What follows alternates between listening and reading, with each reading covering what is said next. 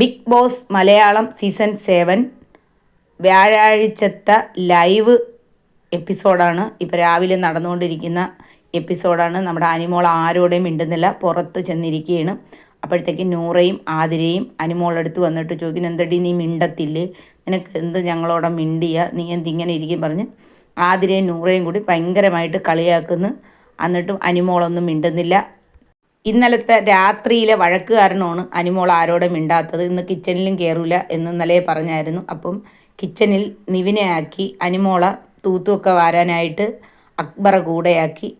അപ്പോഴത്തേക്ക് നമ്മുടെ ബാബു മോൻ്റെ അടുത്ത് അക്ബർ പറയുന്നു, അനിമോളെ വിളിക്കാൻ പറയുന്നു. അങ്ങനെ ബാബു മോൻ ചെന്ന് പറഞ്ഞു അനിമോളെ തൂത്ത് വരാൻ പറഞ്ഞു. അങ്ങനെ അനിമോൾ വരാമെന്ന് പറഞ്ഞ് അവിടെയൊക്കെ അക്ബറിൻ്റെ കൂടെ പോയി തൂത്തൊക്കെ വാരുന്നുണ്ട്. അപ്പം നമ്മുടെ നെവിൻ അവിടെ കടലക്കറി ഉണ്ടാക്കുന്നു, ലക്ഷ്മി ദോശ ചുടുന്നു. എന്നിട്ട് എല്ലാവരെയും നെവിൻ കറി കൊണ്ടുവന്ന് കഴിച്ചു നോക്കൂ, ഉപ്പ് നോക്കൂ, ഒരു കഷ്ണം തിന്ന് നോക്കൂ, അപ്പോൾ കൊള്ളാം, അടിപൊളി അടിപൊളി, ഞാനാണ് അടുക്കളയിൽ, ഇനി ആർക്കും എന്തും എടുക്കാം എന്നോട് ചോദിച്ചിട്ട്, ഉള്ളി വേണമെങ്കിലും എടുക്കാം, തക്കാളി വേണമെങ്കിലും എടുക്കാം, എന്ത് വേണമെങ്കിലും എടുക്കാം, ഞാൻ തന്നിരിക്കും എന്ന് പറഞ്ഞ് അവിടെ കിടന്ന് കുറച്ച് ഷോ കാണിക്കുന്നു. ലാലേട്ട, ആണുങ്ങളുടെ കിച്ചനാണ് ലാലേട്ട എന്നൊക്കെ പറഞ്ഞ് കുറച്ച് ഓവറാണ് കേട്ടോ ഈ കാണിക്കുന്നത്. ഇന്നലെ അനിമോളെ കയ്യിലാണ് തെറ്റ്. ഇന്നലെ ആര്യന് അക്ബർക്കുമൊക്കെ രാത്രി വയറ് വിശക്കുന്നതെന്ന് പറഞ്ഞപ്പം എന്തൊരു കഴിക്കുമെന്ന് ചോദിച്ചപ്പോഴത്തേക്ക് ബാബു മോനും ഉണ്ടായിരുന്നു. അപ്പോഴും പറഞ്ഞ് നമ്മളെ മുട്ട ഇരിക്കുന്നു, മുട്ട എടുത്ത് നമുക്ക് ഉണ്ടാക്കി കഴിക്കാമെന്ന് പറഞ്ഞു. അപ്പോഴത്തേക്ക് അനിമോൾ ഞാൻ ഉണ്ടാക്കി തരാമെന്ന് പറഞ്ഞ്, വേണമെങ്കിൽ ഞാൻ ഉണ്ടാക്കി തരാമെന്ന് പറഞ്ഞ്. അനിമോൾക്ക് പോകേണ്ട ഒരു ആവശ്യമില്ലായിരുന്നു. അനിമോൾ അടങ്ങി അവിടെ ഇരുന്നുകൂടായിരുന്നു. അനിമോൾ അവിടെ ചെന്ന് അവർക്ക് മുട്ട എടുത്ത് ആംപ്ലേറ്റ് അടിച്ചു കൊടുത്തപ്പോൾ മുട്ടയിലൂടെ തിന്നാൻ എന്തിനുണ്ടെന്ന് ചോദിച്ചപ്പോൾ അനിമോൾ പറഞ്ഞ് ബ്രെഡ് ഉണ്ടെന്ന്.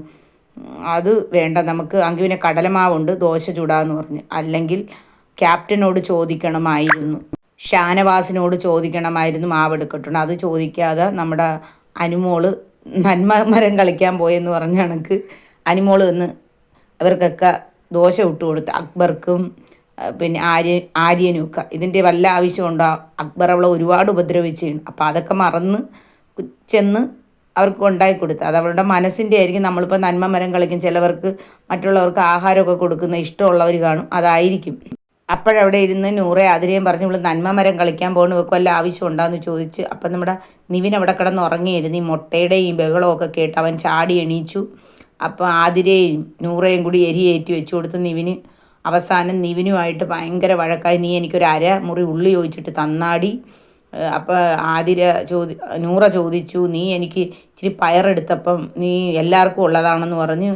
അങ്ങനെ അനിമോൾ 2 കടലമാവിൻ്റെ ദോശ കൊണ്ടുവന്ന് ആതിരയ്ക്കും നൂറയ്ക്കും കൊടുക്കാൻ വന്നപ്പം നിവിൻ എടുത്ത് പിടിച്ച് അങ്ങോട്ടും ഇങ്ങോട്ടും ഭയങ്കര ഓവറെന്ന് വെച്ചാൽ അങ്ങോട്ടും ഇങ്ങോട്ടും അവളവസാനം എല്ലാം കൂടി വായി കുത്തിക്കയറ്റി വായിൽ നിന്ന് കൈയിട്ടെടുക്കാൻ നോക്കി. അങ്ങനെ അവൾ തുപ്പിക്കളയാൻ പോയി. നൂറെ ആതിരയും പറഞ്ഞ് തുപ്പിക്കളയരുത്, ഭക്ഷണം കളയാൻ പറ്റൂലെന്നും പറഞ്ഞ് എല്ലാവരും കൂടി അവളെ പുറത്ത്